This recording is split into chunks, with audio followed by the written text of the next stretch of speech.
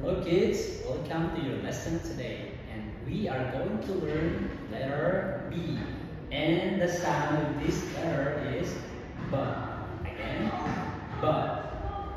Let's go to your vocabulary. This one is B, B, bass, B, B, bass. Next, also we have here the word boy, B, B, boy. B, B, boy. We have here the word bat. B, B, bat. B, B, bat. Next, this one is a colorful butterfly. B, B, butterfly. B, B, butterfly.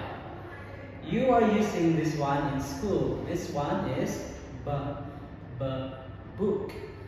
B, B, book. Next, we have also here the B, B, box.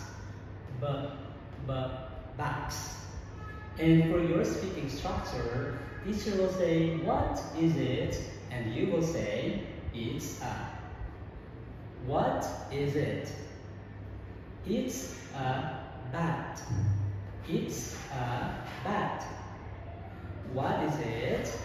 It's a butterfly. It's a butterfly. What is it? It's a bus. It's a bus. This one, what is it? It's a boy. It's a boy. And this one is, what is it? It's a box. It's a box. And last one, what is it? It's a book. It's a book.